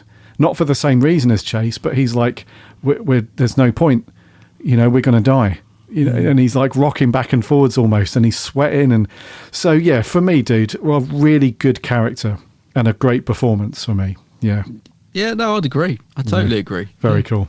Let's talk about a bit of a weird character that's been thrown in there, which is Amelia Ducat. Oh, gosh, yes. Or Amelia her, Ducat, as she's Ducat. called. Is that Duquet? Duquet, yes. Played by Sylvia Coleridge, who's a British actress who's been in millions of things over the years. And yeah, Blake Seven, dude. She was in there for a bit, wasn't she? She was, yeah. A bit of a weird character. Absolutely likeable and lovable character, but you just think, what is the point? Because the only point I can see is that she was sent back to the house to be paid for the painting that she did for Chase, that he didn't pay her for. Yeah. But that's really just a bit of a plot device so that she can report back that the Doctor and Sarah have been captured in the house. Definitely. So a bit of a weird one, but there's this weird scene when completely superfluous, not benefiting the story at all one bit, where she's in Thackeray's office and she's just sitting there chain smoking away while he's trying to be on the phone to sort something out, and she's waffling on about, I used to be involved in the war and all this stuff, and you think she's a lovable character, and then you can tell that the way that the character's been written, that he's got the ump with it and all, because he doesn't know what she's banging on about. He's like rolling his eyes, getting off. Somebody get her out of here. So he sort of stands up, he's like, right, you must be off now, you must be tired, get some sleep. And she's like, no, I'm fine, I'm not sleeping. He's like, for God's sake. As he's trying to usher her out the door, and he shuts the door, and then to rub salt in the wound, the camera lingers on his face and he rolls his eyes back and he's like, what a bloody nightmare she is. So what do you think to that character then? Because the story could have done perfectly fine without that character in it. Completely. Yeah, it could have done. She's a plot device, but I love it because there's something about the Fourth Doctor era when it brings in these crazy old biddies, like Professor Rumford in Stones of Blood, for example, another one. Yeah. This Duquet or Duckett, however you want to say. I'm glad she's in it. You're right, you didn't need her in it, but I'm glad she's in it because it brings a bit of fun to it. There's something about mad old grannies being brought into Tom Baker's era that I love, because I just feel like they probably had the best. They're always eccentric, and I just imagine they had the best time on set with Tom. I bet he loved them. And she drives the other guy mad on the door, doesn't she? When he's ringing Chase to say, "Oh, Duckett's here for our money" and all that, and he's like, "Oh, get rid of her," and all this sort of thing. So it brings a bit of fun, I think, to the episode, because, do you know, it's weird. It's a dark story, this, right? The whole story is pretty dark in tone, but it does have some brilliantly fun moments and some really fun dialogue as well, thrown into every now and again. There'll be a great line, like you said, from Tom when he's like "waffle" and all this sort of stuff. It's got a great mix of dark humor throughout it, even though it's a really dark story. So I think for that, she definitely deserves to be in it. Yeah, defo, man, absolutely. Yeah. And it was Tom Baker that suggested that she appear in the story. Is it? Yeah. So if you've ever watched the DVD commentary for The Robots of Death, yeah, Tom says that he saw her in something and thought she was absolutely brilliant, and so he said to one of the guys that was helping out Graham Williams, he said, if you ever cast in a nutty old female character, then you should have a word with Sylvia Coleridge. So she agreed, to come in. But she does fit the yardstick of approval. She was in Z Cars. So it's all good. You should see her in Blake Seven, mate. You'd crack you up. It would. She's doing like a cabaret performance. So she's like this galactic. I think it's supposed to be referencing cabaret. You know, life is a cabaret. She's like doing this accent in this sort of very tight bodysuit with. It's bizarre, but you should see it. She's like, welcome to the stage or whatever, and it's like, whoa. Yeah, she's good. But yes, I love her in this. She's just crazy. She is good. Yeah. Chain smoking away. Yeah, she's just a crazy old. Anyway, she's cool. Quickly, two characters that were kind of cool. So Sir Colin Thackeray, he's the dude that is kind of managing the what's going on, and he's sort of in cahoots with Unit, and is coordinating that stuff. He's the one that ushers out Duque from his office and stuff. And then you also had Richard Dunbar. He's the guy that's teamed up with Chase towards the beginning. There's a lot of money involved again on the table. Yeah. But then sort of comes to his senses and tries to, stop what's going on with the Krynoid, but ultimately gets killed when he trips over. He's fired off a few shots and trips over and then gets eaten by the Krynoid and stuff. So those two guys, fairly standard old BBC British, as you'd expect from those characters, but kind of cool. Yeah, I was going to say they're both good. I like the fact that that he decides that he realises things have gone too far at that point, doesn't he? And he tries to mend his ways, but ultimately ends up being Krynoid. Yes, yeah, Krynoid food. Yeah, Krynoid food. Oh, yeah, go on. Yeah. So go on. I was just going to say, talking to Krynoid food, I've just remembered that poor Unit guy that gets put in the crusher. Oh, that's so harsh. No one saves him. Nope. We just see him going into the crusher, never seen again. Sergeant what did he do to deserve that? Yeah, because he was crusher cool. food. Because he meets the Doctor at the house, and those two team up for a bit. Yeah, and they save Sarah Jane and Scorby, and then alas, he's in the crusher. He's Krynoid food. I just kept thinking, someone will save him. He doesn't make it out of the crusher alive. Yeah, poor guy. Yep. Okay. Elizabeth Sladen, we've hardly spoken about Sarah Jane. Wow, we haven't, have we? Just yet. Now, my thoughts on Sarah Jane in this story are, I think she's very, very good as usual, but I do wish that she was written to have a little bit more to do, because really she's just following the Doctor around for the most part. There is one scene though, which I think a lot of people sort of punch the air when she really gets going. There's a bit where somebody comes in. Oh, who's the butler? Is it Hargreaves, the butler to Chase? Such a butler name. Yeah, he comes in and says to Scorby, all the guards have disappeared. They've scarpered, probably because they're scared of, the Krynoid, obviously. And Scorby's like, oh, bunch of women they're acting like. And Sarah Jane's face, you can tell that as fired her up. Even though it's been written for the character, you can tell that Liz Sladen's like, not on my watch, sunshine. And then she gets the hump, basically says that some dude's been, has gone out into the thing and is, she wants to rescue him. And and Scorby's like, why are you doing that for? You know, they wouldn't go after you or something like that. And then she turns around and she says, what did you say about women? Yeah. Shouts in his face and then walks out. I love that scene, dude, because we could spend a whole nother podcast episode talking about, you know, the classic TV and how they handle gender and that kind of thing. But you can tell that this one was right on the nose, completely, you know, it wasn't one of those blink and you miss it things. It was a real deliberate women are weak, men are strong moment. And she doesn't have it. She's like, you know, so she's the one that leads the charge to go and rescue the guy out in the garden. So, but otherwise, she had a couple of good scenes, and you know, she has a few cool conversations, especially with Scorby, but not much else to do in terms of, you know, she saves the Doctor from the Crusher, but otherwise, not much to do, but still very cool. Yeah. Yes, I totally agree. I mean, you know, a good performance, but you're right. She isn't given that much to do, considering it's a 6-part story. But there's a great stand-up moment when Scorby's trying to intimidate her. I think it's just before that scene you mentioned, actually, where she really stands her ground, and he just realizes in that moment that she's not going to be intimidated by him, because he shoves her as well, doesn't he? Pushes her he shoves around her, and I think at one point he's sort of contemplating hitting her, and he just sees in her face that this is not going to wash. You know, that power that he thinks he's got over her is over. You know, they need to work together, or he can stay there and die. And he realizes that she's not going to be intimidated by him. So that's a good moment for her. And also the bit you just mentioned, where she totally takes charge.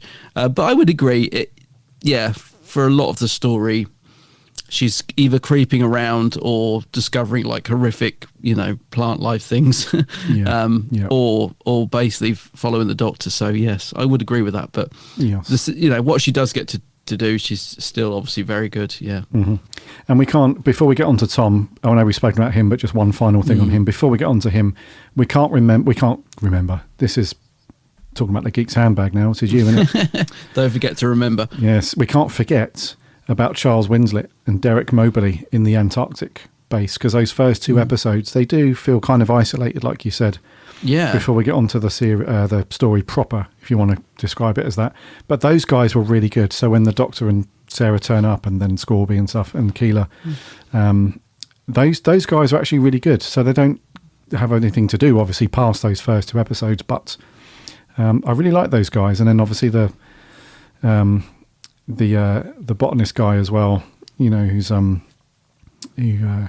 is trying to figure out what's going on with the pod. And it's the first time in the story where you thought something alien was going on, because he kind of gets hypnotized by the pod a little bit, and they have to snap him out of it and stuff. So that trio of guys in the first 2 eps were very good. Yeah, they are good, mate. And I always sound surprised when I say that, because I think because they are just part of that little unit, and they don't particularly get any big lines or big moments or whatever, but they just give a very good performance. You know, they're not hammy, they're not chewing the scenery, they're not sort of theatrical, like sometimes a lot of, you know, actors in Doctor Who that got parts like this were. They're just playing it dead straight, and I think I love that little Arctic unit. You know, I kind of feel like they're believable. Like, they look very concerned when Matey starts to transform into the Krynoid. You know, there's a lot of care. You almost feel like those guys, you know, have been there all that time and care about each other. So that they are good. They're a good little unit, those guys. Considering they're only in the first sort of 2 eps, they really sort of work well with what they're given. They do indeed. It's good cliffhangers as well, isn't it? When you get the thing blow, the time bomb and the Krynoid bursting through. I really love those first 2 episodes. And when I think of this story, I often feel like everything I remember is from series 3 onwards. I always think of the latter 4 episodes, but watching this last night, I just realized how good those first 2 episodes are. They're not filler or build up. They're actually 2 very good, you know, exciting episodes. There's a lot going on in those first 2 episodes. There is, yeah, for sure. Yeah. And actually, before we get on to Tom, we haven't mentioned Keeler yet. So Keeler plays this very, very cool kind of quite jittery, nervous sort of guy that's there with Scorby to get the pod and all the rest of it. And it's a bit of a tragic story for him, really, because he's the one that ends up being the giant Krynoid that gets blown to bits. at the end of the story. So a tragic one for him, because he's not an unlikable dude, and you can see that for the most part he wants to do the right thing, but he's being pulled in two directions. He's got Scorby that's on his case and basically threatening him, saying, if you don't do what you're told, it's curtains for you as well. But then he can also see what's going on. He can see that Chase is nuts. He can see that this is not going to end well, but ultimately ends up being Krynoid. But and if you're a Star Wars fan, you'll know that the actor that played Keeler, what's his name? Mark Jones. He had a very small part in The Empire Strikes Back. He plays Captain Nemeth in The Empire Strikes Back. He has a couple of lines. Didn't know that. So, I like Keeler. He's a good counterbalance to Scorby, isn't he? Scorby's like obviously running the show and trying to sort of be the big I am, and Keeler's just this nervous wreck that somehow got involved with him and is too scared to stand up to him and really just wants a peaceful life and probably would love to leave all this life of crime behind if he could get out of it. So again, it's a nice little rounded character. Good performance from him as well. And it's weird, isn't it? Because when you think about it, the fact that he goes from that nervous little chap to being the Krynoid monster at the end, you don't see that coming at all. So I think that again is a good contrast. Yes, yep. And was he in Z Cars? Yes, he was. Yes, tick that box. Yeah, he's all good. Okay, lastly then, Mr. Baker. Mr. Tom Baker. We've spoken about him already, so just to summarise really, just absolutely, I was going to say a swear word then. I was going to say a bleep. Not on this family podcast. Yes. Just absolutely great to watch in this story, as the Doctor just has all the stuff that you want out of a good Tom Baker classic story as the Doctor. So shouty, funny, caring, and one of the things that is cool about this story, the way it was written from the Doctor's point of view, is that you can see that there's no hope even at the beginning.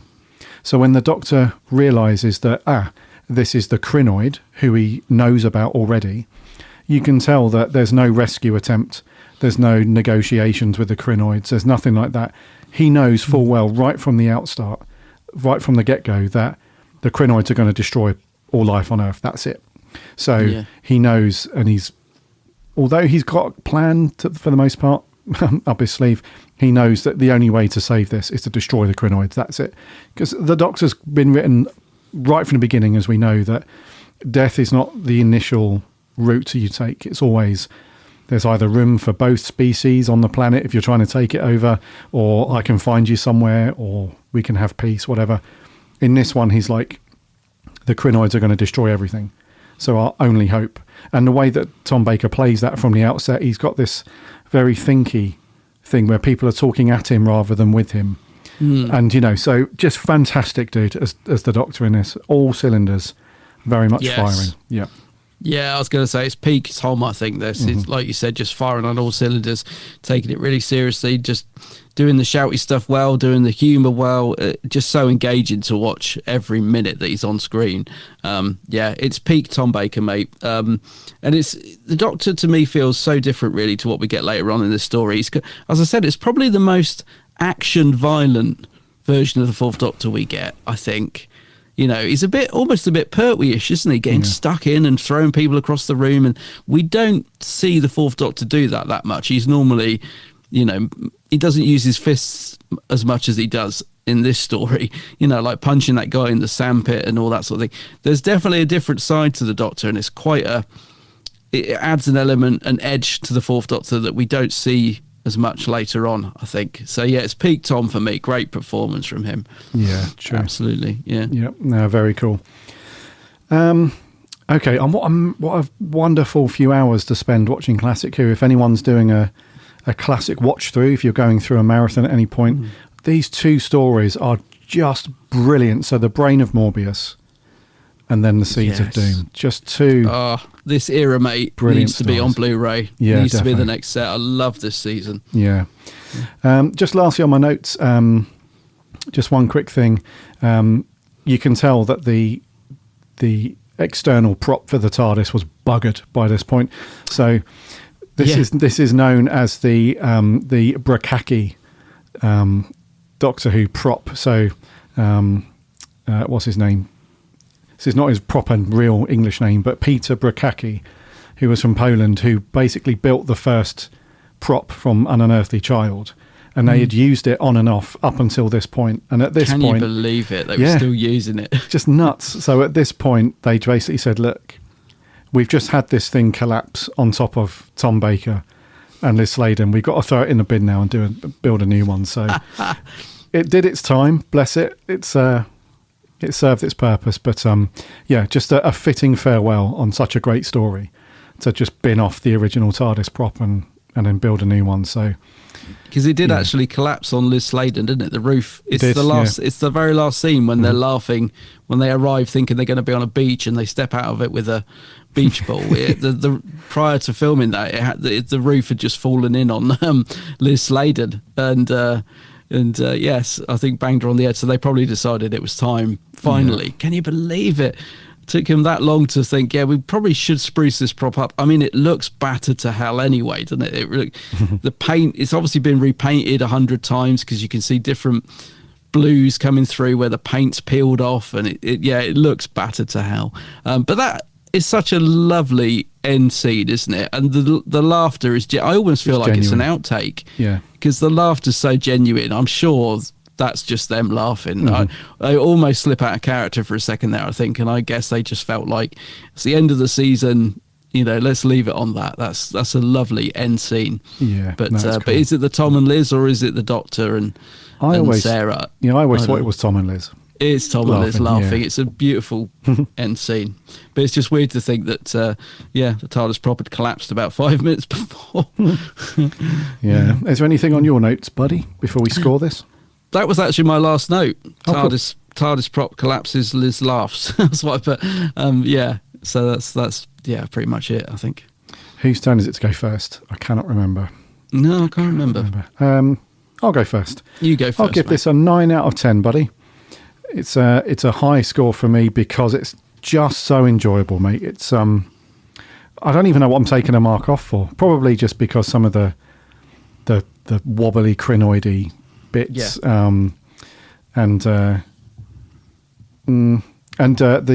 Duquet woman character, who's just completely lovable and all good, but a bit of a distraction from the story when So it's not perfect. No story is very rare are they perfect, but what a great story, dude. I loved it. 9 out of 10 for me. What about you? Yes, I'll go over 9 out of 10 as well, mate. I've always rated it really highly. I think I once said it was my all-time favourite classic. It's definitely up there, along with like Terror of the Zygons, which ironically was written by the same writer, Bob Banks-Stewart. Yes, it's a 9 out of 10, mate. It's as near to perfect classic Who as I think you can get. I'm only really, like you, taking the point off because of the wobbly Krynoid that we get at the end of the cliffhanger, which is a shame because we get great cliffhangers in this episode, and as I said, it's the one thing that lets it down, but it's only because the rest of the story is so good that it even stands out, because normally that wouldn't even bat an eyelid in classic Who. That'd just be part of the run of the mill. So it's a great story, mate. 9 out of 10. 9's all round. Okie dokie. What did our listeners think? So over on Twitter, we had Will Sanger, who said, a real cracker of a story. The Krynoid is a brilliantly horrifying concept that's very well executed and developed, and Mr. Harrison Chase proves to be a very formidable human threat. It's one of the best stories for Sarah Jane, and the 6-part runtime is well structured. Chippy T, a credible villain, unlike a lot of the 70s villains. Lovely use of settings in the pole and the country home, and great set-piece threats from the humans and creatures. A bit too long for one long watch, but today it would have been perfect in the 70s. Great performances all around, 8.5. Cool. Owen, Doctor Who Home says, Doctor Who firing on all cylinders. Doctor, companion, monster, villain, locations, direction, all 10 out of 10. Everything is just falling into place at this point. Adore the story. 10 out of 10. Cool. Tom Turlow, one of the best of all time. The definitive classic Doctor, the definitive classic companion, a great villain, a creepy monster. Some of the violence is a bit misjudged. The Doctor should never carry a gun and break someone's neck, but it's truly fabulous. This was such a rich period in the show's history. With Tom at his absolute peak, amidst a run of classics, this one more than holds its end up, so to speak. So 9 out of 10. Another 9. Edward Gillooly, a little bit too long, but entertaining with a bonkers villain, 7 out of 10. And lastly on Twitter, Lucy McCall says, I like it a lot. There is a real edge to the opening episodes, which does disappear a bit, but the threat feels real. John Challis is an excellent henchman and is really convincingly nasty. And the quarter massey effect on the Krynoid taking over people's bodies is grim. There is light relief with the fabulous Miss Duquet and Chase's historical ranting, but it still has moments of real threat. Cool. Thank you very much, Twitter people. Over on Facebook, Jeff Waddle. Hey, Jeff. Jeff says a 6-parter where they avoid the usual problem of it being bloated by having it be a 2-part story followed by a 4-part one. And it seldom works better than here. Tom and Liz at their peak, full-on body horror, some terrifying images, a camp nasty off-his-nut villain, a nasty henchman. Not a minute of this story is wasted. Easily in my top 5 of all Who, 10 out of 10. Sweet. Cheers, Jeff. Cheers, Jeff. Toby Coleman, this is a rare 6-parter that doesn't feel stretched out. I think the 2 and 4 approach went well and gave an impression of what the Krynoid could do before fully grown, and you get to see it. My only real issue was the fact the screen went wavy every time somebody fired a gun. That happens a lot during this television in this day. Yeah, he said the cast were brilliant, though, a lot of fun, a 9 out of 10. Martin Arnold, welcome back, Martin. Hard times for Trig, working for an insane gardener. Hard times for Trig, who likes to play, I think he means Boise. Yeah. He likes to play his broccoli symphonies. Meanwhile, space veg turn men into living avocados, and it's surprisingly not so cold in the Arctic. What a belter, though. Not much else to really add to this. I definitely give this 9 Krynoid smoothies out of 10. Loses a point, though, because it really should have had the old unit team. There must have been a reason for it. I think Nick Cordy was in a play or something at the time. He couldn't film. Yeah. They should have been at one last time, and I'm off to tend to my cabbage patch. Cheers, Martin. Charlie Turner says, I never thought a story about a man eating plants would be such an entertaining one, let alone my top 5 of Tom Baker's. Just barely. So 10 out of 10. Also, rest in peace, John Challis. Yeah. He passed away quite recently, didn't he? Yeah, not that long ago, yeah. Yeah, as usual, short and sweet from Gordon Hudson. He says, still have nightmares about turning into a cactus. Are you thinking of Meglos? Meglos, yeah. Oh, yeah, Meglos. Andrew Fletcher says, Series 13, peak classic Who. So many bangers. Love the way this was split with the first 2 eps in the Arctic and the other back home. Tom and Liz were on fire, supporting great cast, especially Boise and Chase. Thought the effects, explosions and models still look good now. Reminds me I must cut back the ivy before spring. A 10 out of 10. A 10. And lastly, Peter Folkus says, everything in season 13 is a winner. Remember it on the first transmission all those years ago.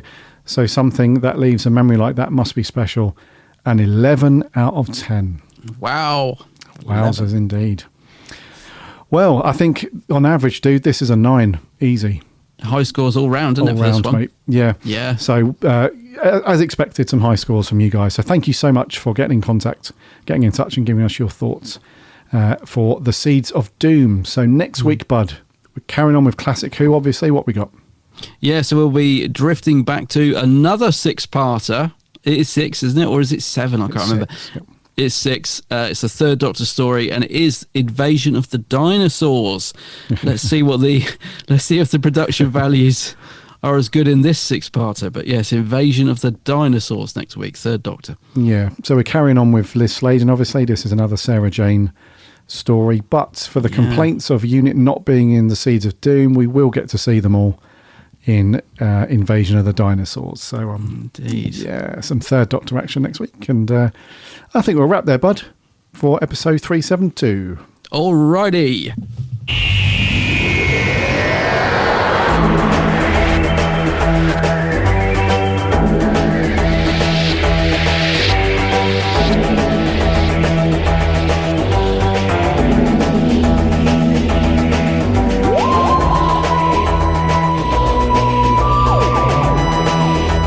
Thank you so much for checking out episode 372. It's great to have you here listening. As always, that was the Seeds of Doom review, and 9s all round, and an average 9 from our listeners and social followers. So thank you very much for that. Next week, As Adam said, it's the Pertwee Third Doctor story, Invasion of the Dinosaurs. So get your DVDs out or BritBox fired up and get that watched, as we'll be asking for your thoughts and views as always. In the meantime, make sure you are following or subscribing to this podcast in wherever you get your podcasts so you won't miss an episode when it lands every single Friday. And you can listen for free on the website, which is bigblueboxpodcast.co.uk. And along with the episodes on there, you can also read all the reviews and articles from our amazing writing team. So tons of Doctor Who to dive into over on the website. We're on the socials too, Instagram, Twitter and Facebook, links on the website. We chat Doctor Who throughout the week, so come and get involved over there. And we have a very cool free Discord server. Very cool bunch of Who fans there. We've built a really nice, very cool community of Who fans over on the Discord server, so come and get involved there as well. Also, don't forget to remember to go and check out my co-host channel over on YouTube. It is, of course, The Geek's Handbag. The Geek's Handbag, yes. Go and check out my YouTube channel. I've just uploaded a new video unboxing a 4th Doctor vinyl, of all things. Good. So go and check that out. And yeah, also on the socials, Instagram, Twitter and Facebook. Go and stalk him and check out all of his stuff on YouTube. Some great stuff there. Grab a drink and get comfy. So The Geek's Handbag over on YouTube. Indeed. Until next week for 373, my name's Gary. My name's Adam. And remember...